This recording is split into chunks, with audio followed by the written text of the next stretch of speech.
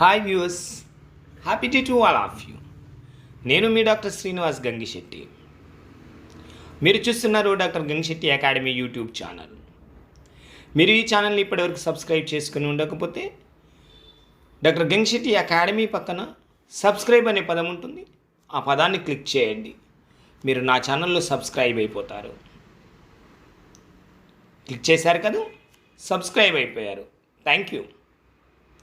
దాని పక్కనే bell icon ఉంటుంది. ఆ గంట గుర్తుని క్లిక్ చేయండి. మీరు నేను చేసిన వీడియోలు అప్లోడ్ చేయగానే మీకు నోటిఫికేషన్ వస్తుంది. నోటిఫికేషన్ రాగానే మీరు ఆ వీడియోను చూసేయచ్చు. క్లిక్ చేశారు కదా, థ్యాంక్ యూ. ఈ వీడియోలో మనం ఏం చూద్దామంటే పుస్తకం యొక్క విలువ గురించి వివిధ వ్యక్తులు వివిధ సందర్భాలలో అన్న మాటల్ని మీకు గుర్తు చేసే ప్రయత్నం చేస్తాను.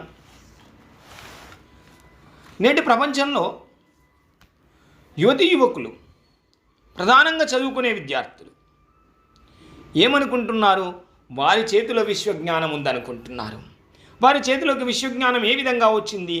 వారి చేతిలో మొబైల్ ఫోన్ ఉంది కదా, ఆ మొబైల్ ఫోను వారి చేతిలో విశ్వజ్ఞానాన్ని పెట్టిందనుకుంటున్నారు. మరి పరీక్షలకు సన్నద్ధమవుతుంటారు, వివిధ పోటీ పరీక్షలు రాస్తుంటారు, వివిధ కోర్సులు చదువుతుంటారు. వారు చేసే పని ఏంటయ్యా?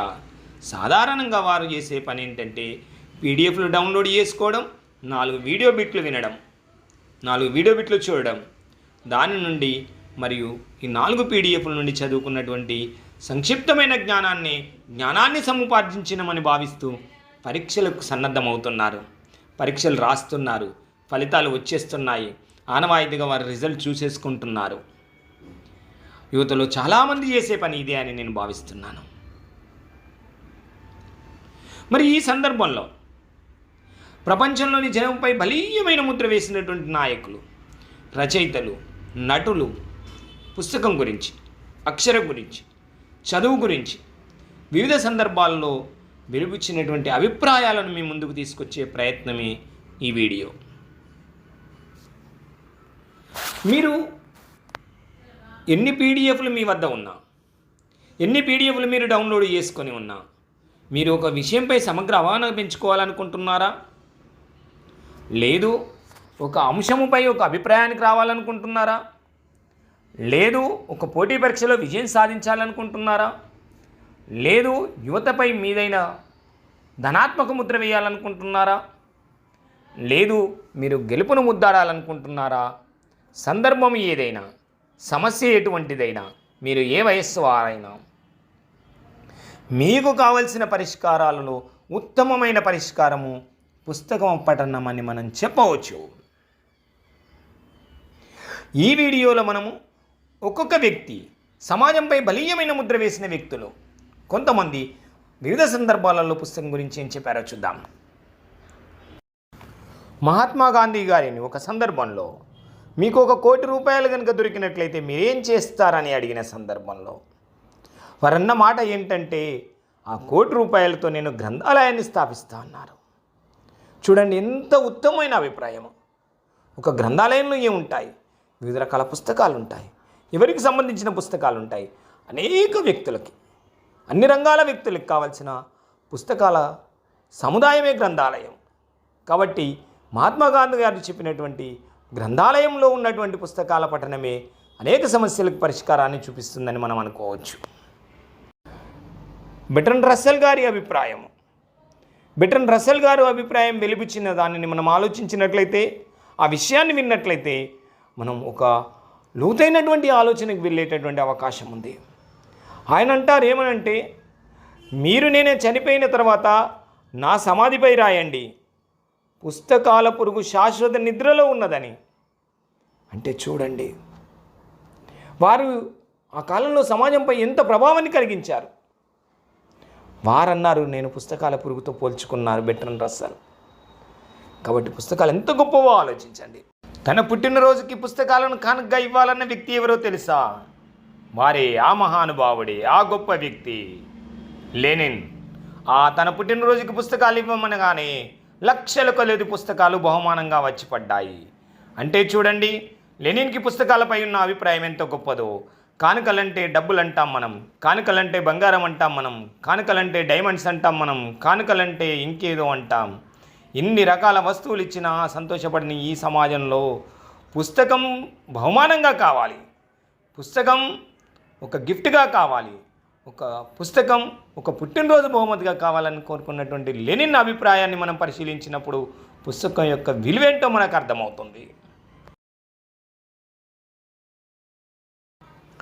జవహర్లాల్ నెహ్రూ గారిని ఒక సందర్భంలో మిమ్మల్ని ఒక దీవిలో వదిలేస్తే ఏం చేస్తారని అడిగితే, ఆ దీవిలో ఉన్నంత కాలము పుస్తకాల పఠనం చేసి రెట్టింపు ఉత్సాహంతో తిరిగి వస్తానన్నారు.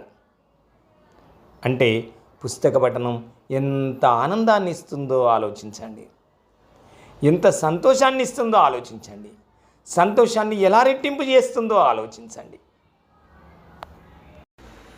శరీరం బరువెక్కాము, బరువు తగ్గాలి, లేదు కాళ్ళు నొప్పులెడుతున్నాయి కదలికలే లేకపోవడం వల్ల కాళ్ళలో చలనం కావాలి, లేదు శారీరకంగా అనారోగ్యం అనిపిస్తుంది, శరీరం ఆరోగ్యంగా మారాలి అన్నప్పుడు మనం చేసే పని శారీరక వ్యాయామం. మరి మనస్సు రందిలో ఉంది, మనస్సు ఆలోచింపజేస్తుంది, మనసు ఉత్తేజపూరితంగా ఉంది, మరి మనసుకు వ్యాయామం కావాలి కదా. శరీరానికి వ్యాయామం ఎట్లనో మనస్సుకు వ్యాయామమే పుస్తక పఠనం అన్నాడు సిగ్మండ్ ఫ్రాయిడ్. ఎస్, నీకు జీవితంపై విరక్తి చెందావా? నీకు భయమేస్తుందా? నీకు బాధేస్తుందా? నీ జీవితంపై నీకు ఇబ్బంది అనిపిస్తుందా? లేదు జీవితంలో ఒక కొత్త మలుపు తీసుకోవాలనుకుంటున్నావా? జీవితాన్ని ఒక కొత్త వైపు ప్రయాణం మొదలు పెట్టాలనుకుంటున్నావా? జీవితానికి గమ్యాన్ని నిర్దేశించాలనుకుంటున్నావా? జీవితంలో ఒక గమ్యం వైపు నడవాలనుకుంటున్నావా? జీవితంలో ఒక ఆశయం ఏర్పరచుకోవాలనుకుంటున్నావా? జీవితంలో ఆశయాన్ని చేరాలనుకుంటున్నావా? జీవితంలో నీ ఒక మంచి సంతోషపడే వ్యక్తిగా ఉండాలనుకుంటున్నావా? అయితే నీవు చేయాల్సిందల్లా పుస్తక పఠనం.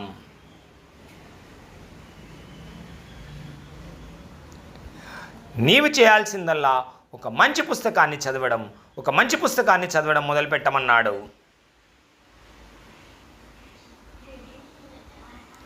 ఇంగర్సాల్. ఒక వ్యక్తి సాధారణంగా పనిచేసి డబ్బు సంపాదించినప్పుడు ఏం కోరుకుంటాడు? వచ్చిన డబ్బుతో తన కోరికలు తీర్చుకోవాలనుకుంటాడు, ఆ వచ్చిన డబ్బుతో వస్తువులు కొనుక్కోవాలనుకుంటాడు, ఆ వచ్చిన డబ్బుతో ఇల్లు కట్టుకోవాలనుకుంటాడు, ఆ వచ్చిన డబ్బుతో మొదటి డబ్బుతో తన కుటుంబానికి ఏదో చేయాలనుకుంటాడు, తను వచ్చిన డబ్బుతో ఇంకేదో విధంగా ఆనందపడాలనుకుంటాడు. కానీ చార్లీ చాప్లిన్ గురించి ఎప్పుడైనా విన్నారా? చార్లీ చాప్లిన్ ఏం చేసేవారంటే, వారు నటించిన సినిమాలో వచ్చిన పారితోషికంతో మొట్టమొదటి $100 పుస్తకాలు కొనడానికి వెచ్చించేవారు. చూడండి పుస్తకాలు ఎంత గొప్పవో.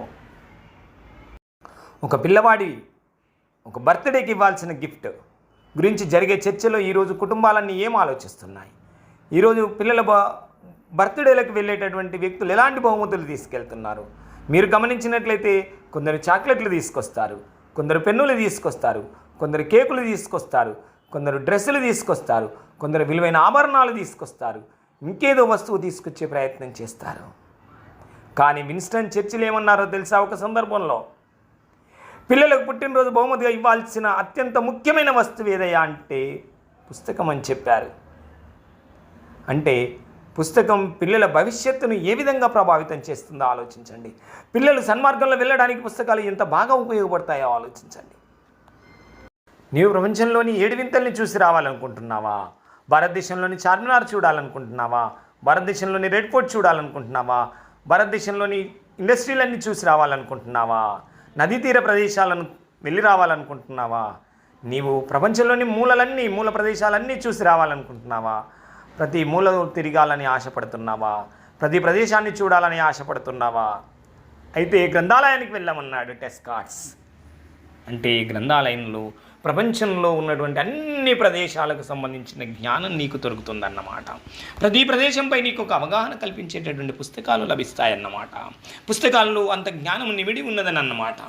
కాబట్టి టెస్కార్ట్స్ చెప్పినట్టు ఎవరైనా ప్రపంచంలోని ప్రతి మూలను చూడాలని ఆశపడితే గ్రంథాలయానికి వెళ్ళి కూర్చోండి, మీకు ప్రపంచమంతా కనబడుతుంది. నేను విద్యార్థులను అడిగాను ఒక సందర్భంలో, మీకు మార్గదర్శి ఎవరని.